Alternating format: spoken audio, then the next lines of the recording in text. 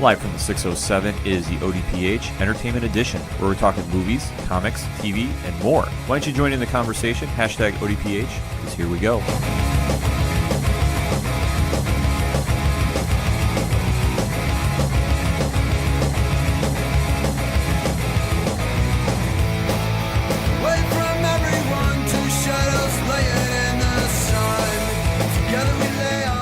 And welcome to another edition of the Ocho Duro Parlay Hour Entertainment Edition, hashtag ODPHEE if you want to join the conversation on social media. And welcome to our new listeners on Podbean as we're joining that distribution site. So shout out to them. We're expecting big things. We hope that we're adding some value to you. But enough of me talking. My name is Ken M. I'm the host of the ODPH. And joining me for the panel this week is the one, the only, Padawan J. Hello, hello, hello. Folks, we have a lot to discuss, so let's waste no more time. Hashtag it up with us, ODPHEE, if you're joining with us on social media. Obviously, there was one big story that just dominated the entertainment front this week, and that was the quote-unquote demise of Rick Grimes from The Walking Dead. Arguably the title character, now I know the show isn't titled Rick Grimes and his horrible experiences or his horrible stories, but let's be honest. The story in the world of The Walking Dead as we know it revolves around Rick. If you're not familiar with it, is the story of Rick Grimes, who is a cop in Atlanta, I believe. I don't think it's necessarily Atlanta. It's like a suburb near Atlanta. All right, from Georgia. Yeah. And it wakes up after being shot at into a zombie apocalypse. Yep. Where the world is turned upside down and everything is It's like the worst case scenario possible. It's not, oh, hey, you got shot and you lost a limb. Hey, you got shot and you're not going to be able to walk again. No, it's, hey, you got shot and the entire world's dead. Yes, and he's trying to piece back together what semblance of humanity is left in the world. Which isn't much. Yes, and there's a cast of characters that just goes on and on and on. And this is now season 9 as we've gone on, and we've kind of grown up with Rick and his, unique style, I guess is a way to put it, of leadership and finding his way in the world. So obviously when news broke earlier this year that he was going to be leaving the show, Andrew Lincoln, the actor that plays Rick Grimes, it definitely caused a lot of speculation because if you know anything about the comic books, Rick Grimes is still alive. Very much so. And is still a very big focal point of the books. And if memory serves, the announcement came somewhere in the neighborhood of like 5 months ago. And obviously The Walking Dead is maybe not as popular as it once was. It's still doing good in the ratings, albeit though it's kind of slowly been declining over recent years. But nevertheless, this is kind of big news for many reasons. Obviously, when a lead actor leaves a hit TV show in its prime, it does draw a little, raised eyebrows. Yeah, especially when you're drawing from source material where your character is still very much involved. It's almost as if, we go back in time, change the Harry Potter movies, and Daniel Radcliffe leaves Harry Potter midway through the fourth movie. Yeah, it's just something you don't see every day happen. No. So obviously with this going on, it definitely was causing a lot of interest into what was going to be the final outcome. And they've been kind of teasing it for a while, and it was rumored that he was going to be gone before the mid-season finale. And obviously, they started planting out more seeds that it was going to be his last episode a couple weeks ago. And they were announcing that there's only 2 episodes left, and obviously, there's a lot of different feelings for that. Me personally, I did not like it. I would have much rather been surprised, as I've been surprised over the years of when a character has been killed off. Because if there's a good thing about The Walking Dead in its prime, it's really that the element of surprise is always there. You don't know who's going to make it from episode to episode. And it has such a strong fan base that's one thing that really appealed to it. I know, obviously, if you follow the comics, you do have a tendency to figure out, okay, who might not make it through. Right. It's almost in the same vein of Game of Thrones, where if you've read the Game of Thrones book, you have an idea what's going on, but they haven't exactly followed the source material to a T. No, they've kind of done some twists and turns here and there. And I think it's helped and it's hurt in different aspects. And we can go over that at another time. But going into the episode, on last week's episode of the ODPHEE, we kind of broke down what we thought was going to happen. Obviously, the show has happened. We are going to be talking spoilers. So if you haven't seen the episode, make sure to pause this episode, catch up, and join us in the conversation because we are going to be talking spoilers in 3, 2, 1, let's talk. Pad, what was your thoughts on last night's episode? I thought it was one of the best episodes they've had in a while. I think the only one that, it kind of compares to that I can think of off the top of my head is the episodes earlier in the show where Rick was in a coma or out of it and Carl had to fend for himself. It was very much a Rick-centric episode. I was very interested to see where they went. I thought it was going to be a weird bendy twist on memory lane, and to a certain degree it was, but it wasn't how I thought it was going to be. And the end result left me floored and flabbergasted. Where we left off on The Walking Dead last week was Rick had been impaled by a metal rod into his lower side as a zombie herd was coming at him from both angles. And we pick up where he is fighting to get out of said situation. And he does get freed from the rod that has impaled him, and he is bleeding out as he's running away from the walkers. Say, excuse my language, that was him getting off that rod was badass. Oh yeah, no, he's just sheer force of will. Yeah, I'm getting off this thing. And it definitely was interesting to see because he kept getting reminded, in the back of his head, because as the show starts going on, it picks up where he wakes up in the hospital in Georgia after he's been shot. And, that was trippy. And he's talking to himself and saying, get up, you're not done yet. And obviously he's coming in and out of consciousness because he's losing a lot of blood.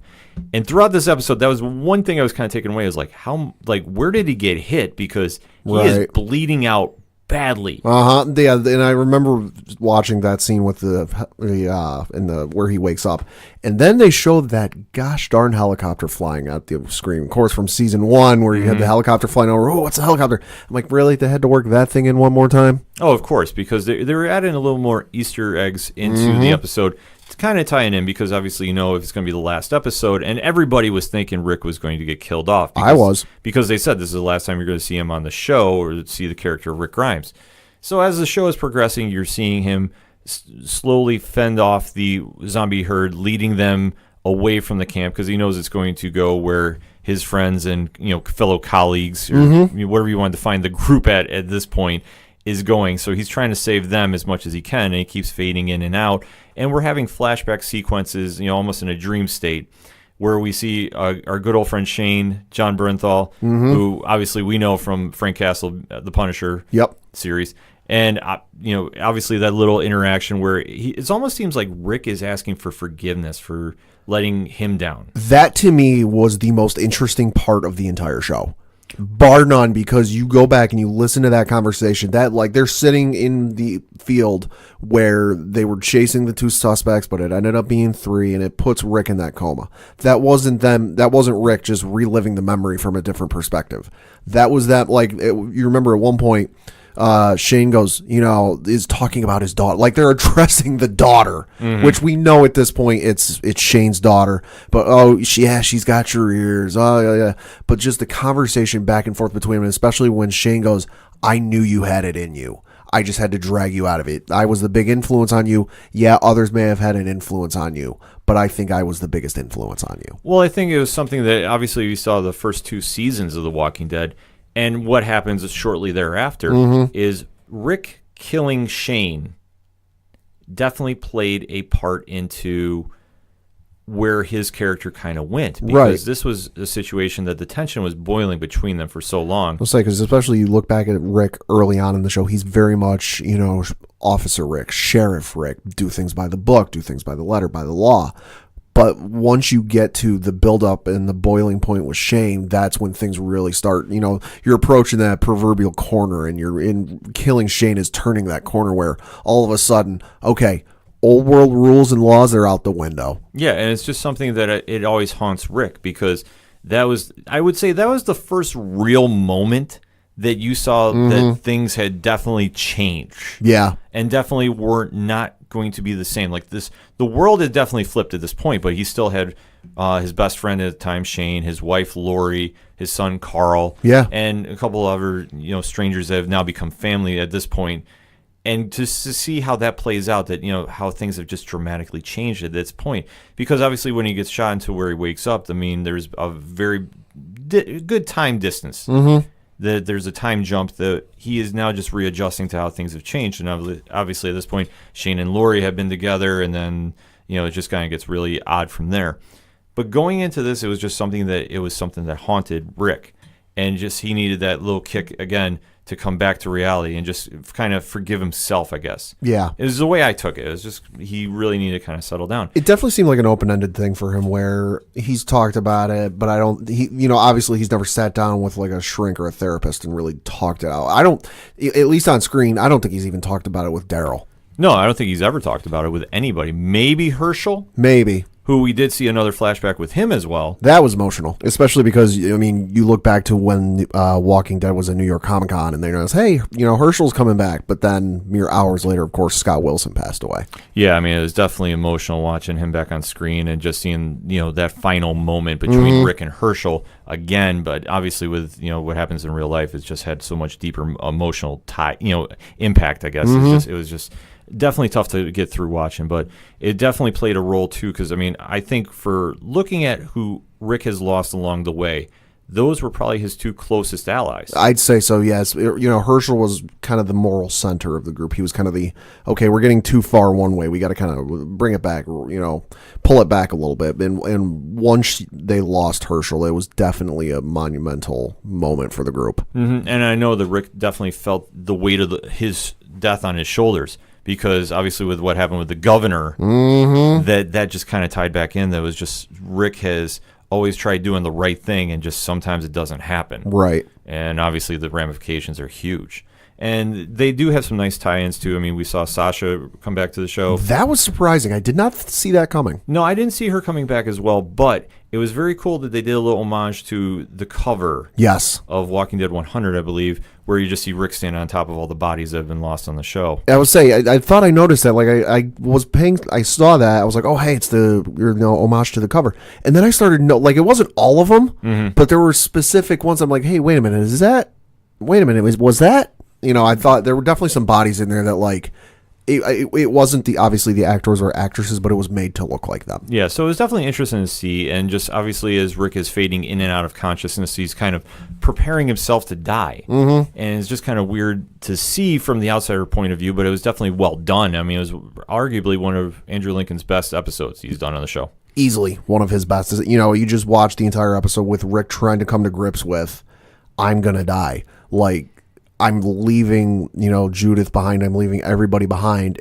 And I know they've said before, our hope is to leave the world better for our kids, yada, yada, yada. He's leaving the world in not the condition he would like to. No, definitely not. So obviously he's kind of just coming to terms with what's happened. And I mean, obviously with him being, always trying to be one step ahead of everything and just really, see forth his vision on the show, it's always kind of weird to see that he's now finally failed and just kind of coming to terms with everything he's lost. I was just actually surprised we didn't see a Carl appearance and a Glenn appearance. Well, I thought we were going to see those appearances, but given the ending, didn't happen. It didn't happen, but obviously with that going on, it was just kind of a little wild to see that, he obviously, we were saying Shane and Herschel were the two biggest losses he's had personally. I mean, obviously everybody he loses in the group is a personal loss, but those are the two ones that really weighed more on his shoulders. And it was, like I said, I was just really surprised I didn't see Carl and Glenn appear at some point. That's right. That was kind of more of a surprise thing. But as we see, Rick is eventually leading the herd away, and obviously he's been trying to build this bridge since they've come back this season. And the one thing, like I said, I've had major issues with this season has been the time jumps and not explaining when they are happening, because you really have to pay attention to figure out how far they're jumping. Well, I mean, they're about to make it real obvious here next week. Oh, absolutely. But prior to that, it's just kind of you're figuring out, okay, after all out war happened, where is everybody at? Right. And obviously seeing where this bridge has been taking so long to build, and Rick has been willing to literally sacrifice everything in the group to establish this. It's like literally not just everything in the group, but literally everything he has. Yeah, it was really kind of telling that it was almost poetic in almost sense that his dream was going up in smoke. Right. Obviously trying to do the right thing. And obviously you see as the herd is coming towards his camp, the rest of the Alexandria group is coming to save him. You see Michonne, you see Daryl. First they do it, and then they fake you out on it. Well, they did, because obviously you see Rick sees that there is some explosives on the bridge, and he just eventually just says he knows that he's got to sacrifice himself to save everybody. And he's telling everybody, stay back and, let me go. There's too many of them, which at this point there is. Oh, no, I was talking about the head fake out scene where he fights everything off and they all come charging across the bridge. And he has the moment with Michonne where he's like, none of this is real. And Michonne goes, oh, yes, it is. No, it's not. I need to wake up. And he wakes up on the bridge or wherever it is. And he's just like, ugh. And he keeps going. Well, at this point, he's still gone. But obviously, there's so much of an emotional tie with Michonne that who also is going to bring him back. So he's just, almost recapping everybody who's really meant to point to him, which I really thought was kind of odd that we didn't see Lori appear at some point. Yeah, that is a little surprising, but who knows what's going on in his head. Yeah, obviously there's so much going on, and he's just losing so much blood at this point. Like how he did not die by this point is a little astounding to me. Like I'm fully expecting to see an article from like some medical professional going, yeah, he should have died like 20 minutes earlier. Yeah, because obviously with how impactful that wound was, he yeah. should have. Yeah, because if memory serves from my very limited first aid training, you only have like 2 liters of blood in your body. And he was bleeding like a stuck pig. Yeah, he was definitely bleeding out. So obviously they're kind of doing the flash forwards and they're faking out everybody till finally they get on the bridge scene and where the group is coming. Now this is obviously after Maggie has confronted Negan. Yes. In one of the best scenes they've done. That was brilliant. Where you're now seeing Negan finally cracking. Is he though?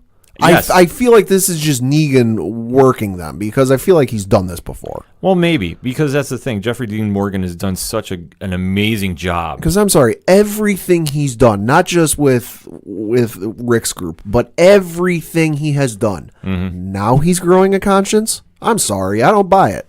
Well, it's something to watch and see, but I don't doubt it because obviously at this point, he's been locked up in that house jail. That's true. For how long? By himself. Nobody, to our knowledge, nobody but Rick has gone to see him, and admittedly, it wasn't for a long time that Rick went and saw him. That's a lot of time to sit and stew. That's what I said. So it's possible, but it's possibly not. There's a good scene in the X-Men comics where Sabretooth is locked in the X-Mansion, and it's just him and Wolverine, and he's faking everybody out, but Wolverine knows what's going on. I know we're segueing into a different topic, but it's just kind of like it was eerily similar until Wolverine obviously figures out what happens. And gotcha. Yeah, it's the story before Age of Apocalypse. But getting away from the X-Men talk, but that's the easiest way I can relate it, that maybe Negan is faking everybody out like Sabretooth did, and you're going to see how that plays out because where they go from here is going to be interesting because now Rick is presumed dead. There's the big explosion. Yep. Everybody thinks he's dead. Yep. Except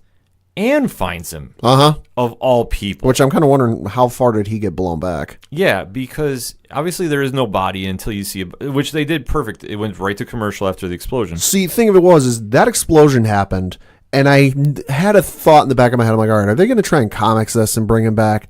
And the explosion happens. The whole bridge goes up in flames. The walkers start walking into the river.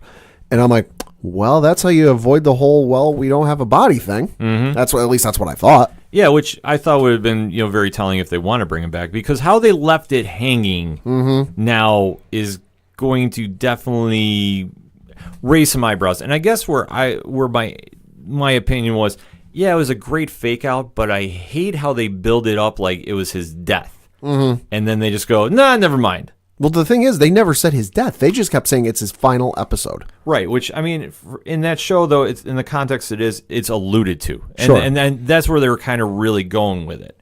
But obviously with Anne now getting in contact with the helicopter, and there's more to that meets the eye. Yep. Which I think he winds up appearing in Brave New World. More than likely. In that storyline. In some capacity, because there's just something that's just not right with this mighty helicopter that keeps appearing and something's going on, that there's got to be something. But obviously he's selecting A's and B's and whatever that the case is going to be. Like, I don't really understand what's happening there just yet. No. But he's now saved. And he's going to be away from the group and going into, as it's been announced, into a series of films. Yeah, the whole plot twist with Rick was possibly the biggest, to use a wrestling term, swerve I've ever seen in my life. Like, I've seen some plot twists in my life. I've seen shows with Heroes comes to mind, Lost comes to mind, Breaking Bad comes to mind. This tops them all. I texted a friend of mine as soon as this happened. They don't even watch the show. They knew I was watching it. They knew it was big. They knew. I text them 6 consecutive text messages in all caps. I could not believe it. Oh, no, it was very well done, but it was almost like telegraphed because the minute we didn't see a body before they went to commercial, I'm like, right. And I even posted this too. I was like, he's alive. He somehow survived this thing, which like I say, I can't figure out because I thought it would have been very poetic if he did get killed in the show and just write him off. You know, he saved the group. He did the ultimate sacrifice to save everybody. Sure. You know, go out in a hero's blaze of glory. Other cast members have done it. Yeah. But to see him survive and he's still bleeding out from that wound. Right. Well, presumably no, because he gets put in that helicopter. He comes to, and I think she tells him, "Oh, you're going to be okay." You're like, so presumably it's obviously a military helicopter, so there's got to be medical supplies. There's got to be something going on, but it was just like I was kind of led down by it. I'm not mad about it, but I was kind of just like, okay. I thought it was brilliant. Oh no, like it was a great idea for the Walking Dead team to swerve it, but I just hated how it just felt like a fake out. Because I never read any of the producers or cast members or anything saying, anything suggesting or hinting at he's going to die. I just kind of took it, okay, they're saying his last episode. Well, last episode in this show means you're dead. Yeah, which I thought, but I thought, like I said previously, I thought that them announcing it prior to the season start that, okay, he's leaving. Oh, I took that as a ratings ploy, just to try and drive up ratings. Yeah, and obviously, I don't think that worked. And obviously, with the build-up to, okay, he's got 2 episodes left, I thought just, leave it be a surprise. Right. You don't need to do it unless you're obviously going to lead into a major announcement, which they did, which we'll get to next segment. Mm-hmm. But as they end with Rick's story, he's flying off into the helicopter, they do another time jump. Yep. And obviously you see a new group. There's more walkers surrounding them. And all of a sudden, a kid saves them as a sharpshooter, clearing them a path to join. And who is it? Judith. Yes.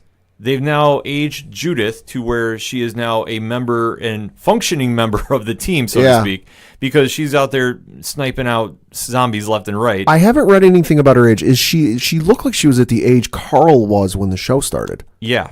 And that's where I think they're kind of doing the swap out, because if you know where they're leading into, they do the Whisper saga because they've advertised that. They've advertised it. That's not a spoiler. They're going to do the Whisper saga, and if you know anything about that, how that was in the comics, Carl played a point. Carl played a big point. I think they're going to flip it and now slide Judith in that point. That would make sense. And now, obviously, we're going into a very, very unique direction for the show. Oh, yeah. Which I am personally excited to see, but it's definitely going to be a lot of changes. Obviously, with Rick not being there, there's going to be so many moving parts going on. It's going to be really fascinating to watch. Mm-hmm. Overall, though, Pat, what's your final thoughts on the episode? Like I said before, one of the best episodes I've ever seen, and definitely one that kept me on the edge of my seat. I have to say, it had to be one of their better episodes. Andrew Lincoln definitely was making the most of his final moments on the show. I personally just did not like the whole bait and switch. Right. But that is me. I thought that they would have been better keeping it a secret like they usually did in the previous seasons. You really don't need to make an announcement, okay, he's leaving, because it just kind of felt like a ratings click to me. Right. I don't think it was I thought it was a brilliant idea to do a bait and switch, but it almost seemed telegraphed a little bit. For me, it was a little telegraphed. And obviously where they're going next is going to be a very, very interesting topic. Mm-hmm. So we're going to get into that after we come back from break. Hashtag it up with us, ODPHEE. What was your thoughts on this past Walking Dead episode? We want to know. We're going to take a quick break. We'll be right back. Hi, this is Mike C. from I Am Horror. You're listening to the ODPH, the most killer podcast on the planet.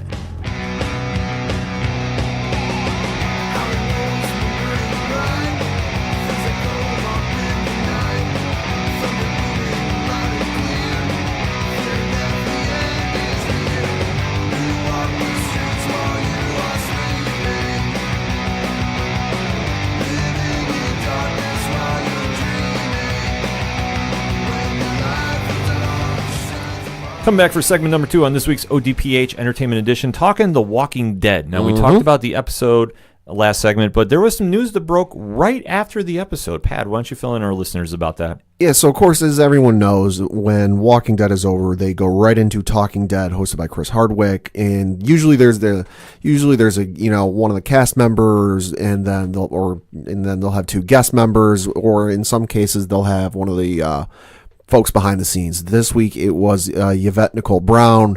It was the actress who plays Carol. I'm blanking on the name, so apologies. And then it was also Scott M. Gimple. And they're like, all right, listen, we know we got a lot to process, but Scott, you got something to talk about. And then Scott then divulged what he's been working on and why he's no longer running Walking Dead, and he's kind of overseeing the whole Dead universe, as it were. And we also found out why they've been saying for, I forget how many years now, but they have 10 years worth of Walking Dead content to work on. They are not just doing the Walking Dead TV series. They are not just doing Fear the Walking Dead TV series. They're working at this point. They said there's more coming, but at this point, all they're working on is 3 Walking Dead films centered around one Rick Grimes. I've got thoughts on this. Okay. I've got some thoughts. Okay. So, first and foremost, Melissa McBride is who you're thinking of as Thank Carol. you. Secondly, all right, if they're going to go do films starring Rick, so they're going to do a trilogy a la Star Wars? Something. All right, where do you think they go from here with him? Because the way I look at it is he's played such an integral part of the main series. To break him off into his own epic now, Right. I'm interested, Yeah. but I'm really like, Yeah. how is this going to play out? I think it's a brilliant move because, like they said in the announcement, they're not just focusing on what's happening. They're focusing on stuff in the past, stuff in the present, and other places around the world, other characters. I'm interested to see where they go with it, but with Rick, I'm cautiously so, because while I'm not caught up on the comics, I've read far enough forward. I know where his story goes in the comics. They're using that story on the show. So, ergo, they're doing something original unless they're taking certain aspects out of the comic story and putting. I'm cautious about it, but I'm interested to see where they go with it, because this isn't going to be a movie for film or for theater. This is going to be for TV. Yeah, this is definitely going to be interesting to see how it all folds out, because now wherever he goes, they now are doing a trilogy. Right. And there really is no source material. Right. So the book is kind of wide open. And I feel like announcing a trilogy is kind of putting the cart before the horse. Yeah. Do one, see how it goes, and if it doesn't work, you can write him back in the show.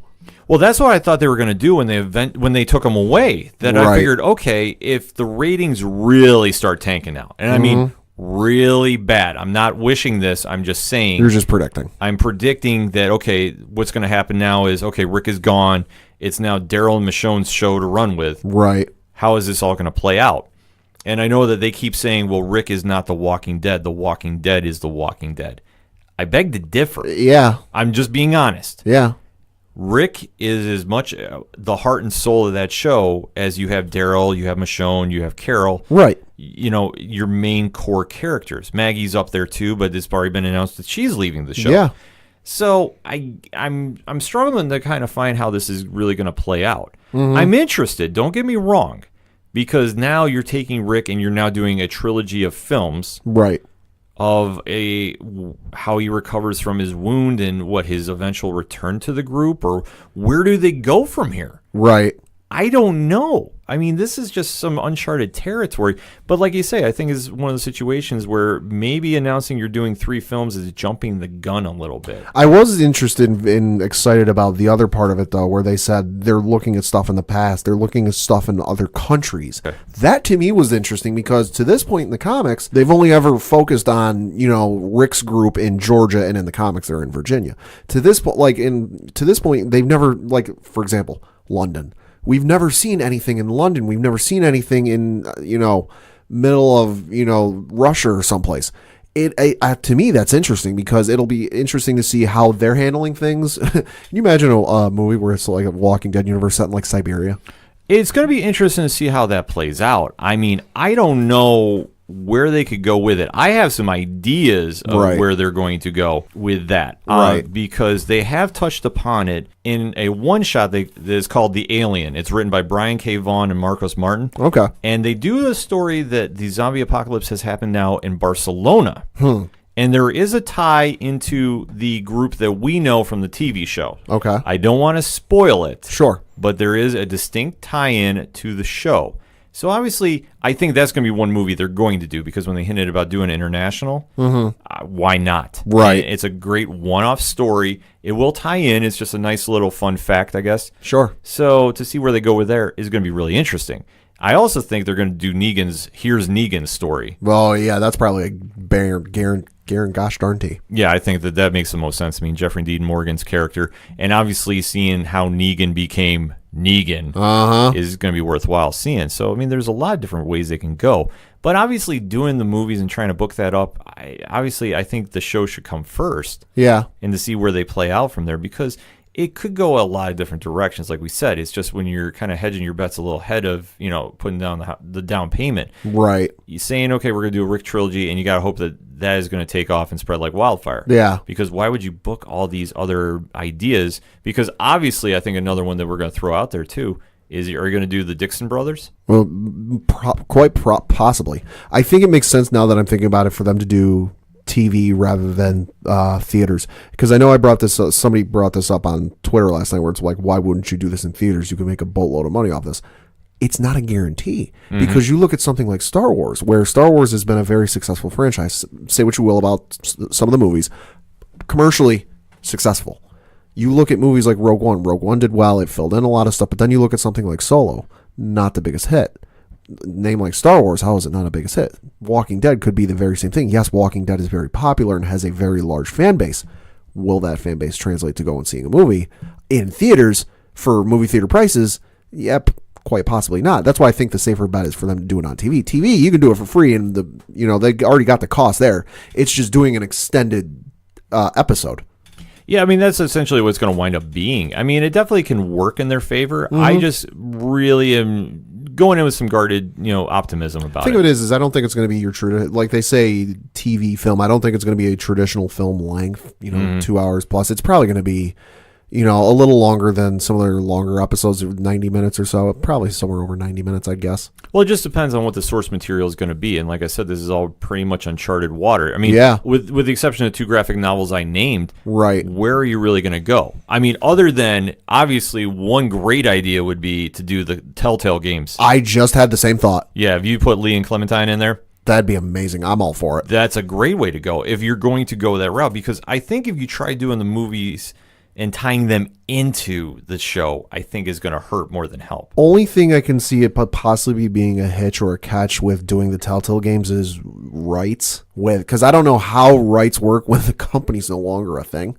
Well, it depends. If everything went to Skybound because if they're taken over, oh, that's true. Then I think that's true. That would kind of retcon everything involving that. That's true. So I mean, there's a lot of different ways to go with it, and especially if AMC is going to start doing their own films, which I mean, if they can do it, more power to them. Yeah. Are they going to stop at The Walking Dead, or would they go into some of their other properties? I think it would kind of depend on some of it. I can see them maybe doing something with Breaking Bad.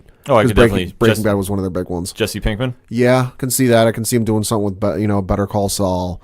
I think this is definitely AMC putting their toe in the water and getting the temperature of the water to see how it works out. If it works out for them, great. But if it doesn't work out, we're not going to lose that much on it. Well, yeah, like I said, I mean, there's so many different ways they can go with this. And I guess for me, I'm just kind of watching and saying the ratings have been low. Mm-hmm. So is the audience still into the characters? Right. It's a good question. I mean, we don't know what the ratings were for the Rick Grimes farewell. Right. I have to imagine they were very well. Oh, yeah. Because obviously people thought that he was actually going to get killed off, and to see how that played out. I would imagine the ratings were up a tick, not massive numbers, because you look at what else was on TV that night. Sunday Night Football being one, being a big matchup, and other stuff being on TV. I imagine they were up a tick, but they weren't like a massive swell in ratings. It's hard to say because, I mean, I know it was the top trending topic on Twitter. Yeah. Try saying that 3 times fast. It was definitely a big moment last night on social media. So to see how it plays out, I mean, it's going to be telling. But I think what's going to be the bigger factor is, okay, when they come back now with the next episode, what's the reaction going to be? Right. Because hypothetically saying, let's say this is now well received. Okay. That, everybody's like tuned out even more. That Rick is gone and Daryl can only carry the show so much. Right. is it still worthwhile to do the movies? Right. That's another thing you have to do. Because, I mean, they're in production, so it's not to say that I would imagine they're in production if they've announced it. I can't. Yeah, or at least they're getting ready. They wouldn't announce this thing if they weren't, if not in production, getting ready to start production. You're not gonna make this announcement when you're writing the script. Right. Obviously, there's got to be a little, more work that has been done that we just don't know about. Right. And that's perfectly fine. Right. But if the ratings are still slumping, do you still push forward with doing all these movies? I think they do one because at this point, they're all in on the first movie. And if the signs point to, okay, we can get away with this one, but we really shouldn't go past this first one, they can always change the ending. Oh, obviously they can, but I just wonder, going into it, if your ratings are doing that bad, is this really a smart move? I mean, this is a very hot topic to debate because there's pros and cons to both. Yeah. But obviously you're going in with a bona fide star in Andrew Lincoln, right, who's going to have an audience that wants to see, okay, what happens now? Mm-hmm. But it all depends, too, because this is, like we said, this is uncharted water. And this is a risky move. I mean, you look at a network like HBO, who's got a lot of good shows on their network and can easily do a lot of movies for TV shows both airing and over. Mm-hmm. And even they don't do this. They don't do it that often. I mean, I know they've spun out a couple of their shows into major theatrical movies. Right. Sex and the City and Entourage come to mind. Right. And I know that there was also rumor, and this is strictly rumor, that they're going to do Game of Thrones in a theatrical release. Now, I want to stress that. I've heard rumor. Right. So, but you're right, though. I mean, HBO, I think if anybody was going to do it, it would probably they got the bank for it. It would be, unless, Disney was going to do it for the streaming service and kind of monkey around with it, but that's a whole different ball of wax. AMC has taken quite a big risk with it. Oh, yeah. I mean... That's what they're known for, though. I mean, you look at Walking Dead when it was announced. Mm-hmm. That's a risk. Like, nothing on TV was like it at the time. Oh, absolutely. I mean, when that came out, to think about it, it was just an independent comic. It's not Marvel. It's not DC. Right. It's Image, and it's a zombie horror comic. That's very, very, very, very graphic. Yeah. The level of graphic violence you see on the show, you would expect to see on HBO. Mm-hmm. Not something that you can pay whatever it is you pay a month to see it on TV. And I thought that they probably figured it would do well, but the way it really took off and gravitated is another story. Now, I mean, obviously they've gone through many showrunners throughout the year, and I'm not going to get into the lineage of that. It just takes too much time. But to see where it's grown and now where it's 9 years later, what's the temp in the room with the show, to say, okay, we're going to do films, it's something to watch and see. Yeah. I mean, there's so many ways they can go with it. I think it can work as long as the material holds up. Yeah, I think the material has to hold up. You have to get the right writers, the right directors, the right cast to surround your main actors. I think it can work, but you need the right chemistry there. Yeah, you do. And then what goes from there? I mean, if the movie is a hit, then you go on and obviously you can expand. I mean, they have enough characters they can spin this out in. Oh, yeah. And like I said, they have the two prime source materials, and here's Negan and the Alien. Well, you got to figure first one is either going to be directed by Gimple or Greg Nicotero. Oh, yeah. Bank on that one. Oh, yeah, I think that one's a lock. I think it's Nicotero. Oh, well, more than likely. I'm going to say, I'll go out in an unofficial guess and say it's going to be him. But I think if anything in the future, they might turn to directors they've had in the past that they have a good working relationship with. That they can call on and kind of say, hey, you want to do a movie for Walking Dead? It's going to be just like directing a TV episode, but just a little longer. Well, I think the first episode or the first film is going to just be the telling point. I mean, what the direction's going to be in. I mean, obviously you can tell we're excited about this. Oh, yeah. But let us know what you think. Hashtag it up with us, ODPHEE. We want to know, what's your thoughts on AMC rolling The Walking Dead out to feature films? We want to know. We're going to take a quick break. We'll be right back. 2, 3, 4. Hey, this is Johnny Moose from Excite Wrestling, and you're listening to the ODPH. I didn't mess it up. I thought I would. Right now, back to the guys.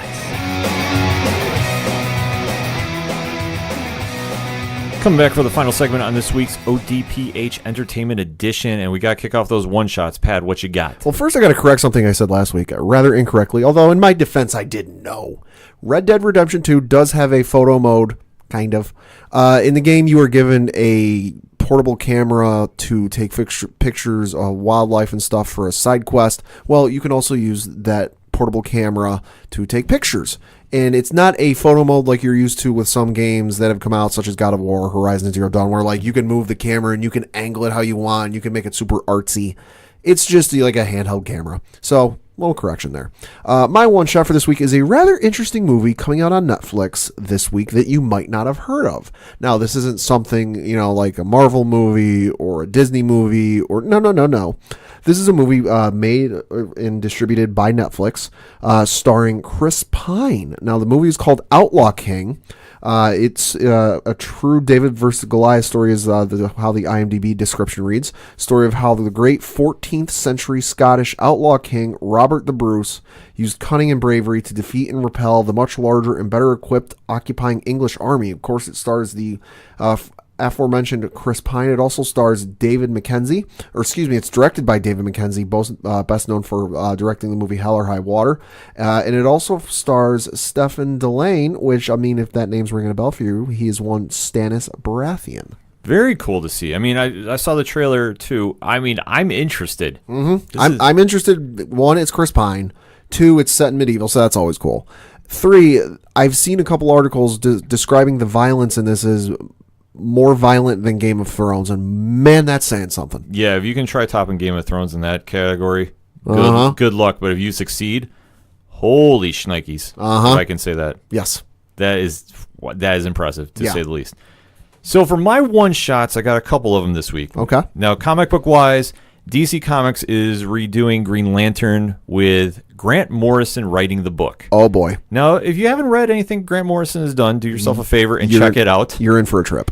Oh, it's definitely going to be a wild ride, to say the least.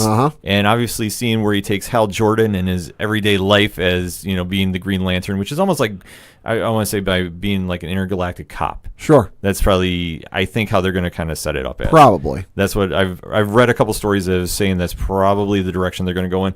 But it's Grant Morrison writing. Yeah. So this is going to get wild. It's going to get weird. Yeah. And it's going to get definitely out there. It's going to get all capitals weird.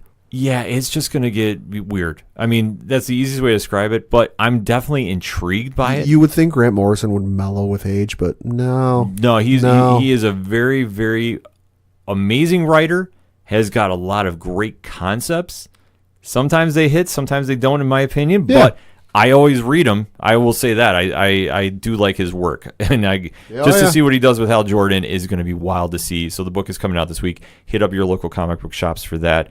And a bit of news concerning the Deadpool PG-13 release. Okay. Now, I've just been reading a couple different sites that is going to be titled Once Upon a Deadpool. That's funny. And they're going to be doing it a limited theater release run from December 12th to the 24th. Okay. If I'm not mistaken, that's 12 days of Christmas? Something like that, yeah. But the cool thing about this, and I've been reading on multiple sites, is Ryan Reynolds has been insistent that $1 from every ticket sold goes to the charity F Cancer, which has been retitled Fudge Cancer. Because of, obviously, the PG-13. I think it's a very cool idea to do. Yeah. And it's going to be different scenes that are going to be added into the film. I've heard something about Fred Savage doing a cameo of some sort. Okay. So to go see it. But obviously, December 12th, go to your local theaters and buy a ticket. Go check it out. If you love the Deadpool 2 first release, you're going to love this one. I'm hoping Ryan Reynolds re-recorded some stuff. Obviously, he had to re-record some stuff for the movie, I would imagine, because it's a PG-13 cut. But I hope he added some stuff with like some fourth wall breaking jokes about why it's PG-13 and he hates PG-13. You know what? I'm okay with it, but especially for the cause, like I said, $1 for every ticket goes to cancer, charities. That alone, I've already sold on buying a ticket. Oh, yeah. Oh, yeah. So to make that happen. And I also got to give a plug out to the DC Universe Titan show. I know I talked about it last week. They did the Doom Patrol episode. If you don't know who the Doom Patrol is, that was the perfect episode to do it. Okay. I will say, it was probably the most non-violent episode of Titans that I've seen thus far. Huh. There was a couple moments here and there, but overall, it was a great introduction to the team. Obviously, you saw Robot Man, who Brendan Fraser absolutely killed it as. Right. Killed it. And you saw Negative Man and Elastigirl Woman in there as well.